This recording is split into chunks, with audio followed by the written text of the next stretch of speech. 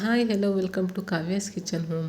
ಇವತ್ತಿನ ದಿನ ನಾನು ಪಚ್ಚಪುಳಿ ರಸಮ್ ಹೇಗೆ ಮಾಡೋದು ಅಂತ ತೋರಿಸ್ಕೊಡ್ತೀನಿ. ತುಂಬ ಚೆನ್ನಾಗಿರುತ್ತೆ. ನಮಗೆ ಎಮರ್ಜೆನ್ಸಿ ಸಾಂಬಾರು ಇಲ್ಲ ರಸಮ್ ಮಾಡ್ಕೋಬೇಕು ಅಂದಾಗ ಈ ರೀತಿ ಟ್ರೈ ಮಾಡಿ, ತುಂಬ ಚೆನ್ನಾಗಿರುತ್ತೆ. ನೋಡಿ, ಒಂದು ಕುಟಾಣಿಗೆ ನಾನು 1 ಸ್ಪೂನ್ ಕಾಳು ಮೆಣಸು, 1 ಸ್ಪೂನ್ ಜೀರಿಗೆನ ಹಾಕಿ ಅದನ್ನು ನೀಟಾಗಿ ಪುಡಿ ಮಾಡೋಣ. ನಂತರ ಅದಕ್ಕೆ 1 ಈರುಳ್ಳಿ ಮತ್ತು 1 ಗೆಡ್ಡೆ ಬೆಳ್ಳುಳ್ಳಿ ಮತ್ತು 1 2ರಿಂದ 3 ಹಸಿರು ಮೆಣಸಿನ್ಕಾಯಿ ಇದನ್ನೆಲ್ಲ ಸೇರಿಸಿ ಅದನ್ನು ಕೂಡ ಕುಟ್ಟಿ ನೀಟಾಗಿ ಕುಟ್ಕೊಬೇಕು, ಎಲ್ಲ ಮಿಕ್ಸ್ ಆಗೋ ರೀತಿ. ನಂತರ ಇದಕ್ಕೆ 2 ಗರಿಯಷ್ಟು ನಾನು ಕರಿಬೇವಿನ ಸೊಪ್ಪು ಕೂಡ ಹಾಕ್ತಾಯಿದ್ದೀನಿ. ಇದನ್ನೆಲ್ಲ ಕುಟ್ಟಾಣಿನೇ ಕುಟ್ಟೋದ್ರಿಂದ ತುಂಬ ಟೇಸ್ಟಿಯಾಗಿರುತ್ತೆ. ನಂತರ ಇದಕ್ಕೆ ನಾನು 1 ನಿಂಬೆಹಣ್ಣಿನ ಗಾತ್ರದ ಹುಣಸೆಹಣ್ಣನ್ನು ತೊಗೊಂಡು ಅದನ್ನು ಹುಳಿನ ಮಿಕ್ಸ್ ಮಾಡಿ ಇಟ್ಕೊಂಡಿದ್ದೆ. ಆ ಹುಳಿ ಏನಿದೆ ಆ ಹುಳಿನೂ ಕೂಡ ಈ ಮಸಾಲೆ ಜೊತೆ ಹಾಕಿ ಮಿಕ್ಸ್ ಮಾಡ್ತಾಯಿದ್ದೀನಿ.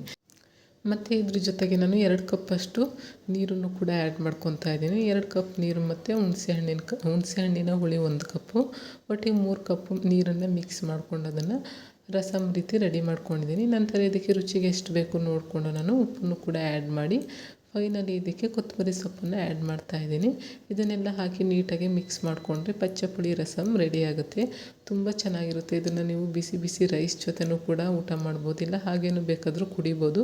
ತುಂಬ ಚೆನ್ನಾಗಿರುತ್ತೆ ರಸಮ್ಮು. ನೀವು ಕೂಡ ನಿಮ್ಮಲ್ಲಿ ಟ್ರೈ ಮಾಡಿ, ತುಂಬ ಚೆನ್ನಾಗಿ ಬರುತ್ತೆ. ನೀವು ಬಿಸಿ ಅನ್ನದ ಜೊತೆ ಈ ರಸಮ್ ಹಾಕ್ಕೊಂಡು ತಿನ್ನೋದ್ರಿಂದ ತುಂಬ ಟೇಸ್ಟಿಯಾಗಿರುತ್ತೆ, ತುಂಬ ಚೆನ್ನಾಗಿರುತ್ತೆ. ನೀವು ಕೂಡ ನಿಮ್ಮನೇಲಿ ಟ್ರೈ ಮಾಡಿ ನೋಡಿ ಒಂದ್ಸರಿ, ನಿಮಗೂ ಕೂಡ ಇಷ್ಟ ಆಗುತ್ತೆ. ಹೀಗೆ ನನ್ನ ವೀಡಿಯೋಸ್ ಎಲ್ಲ ನೋಡ್ತಾಯಿರಿ, ಸಪೋರ್ಟ್ ಮಾಡ್ತಾಯಿರಿ. Thank you for watching.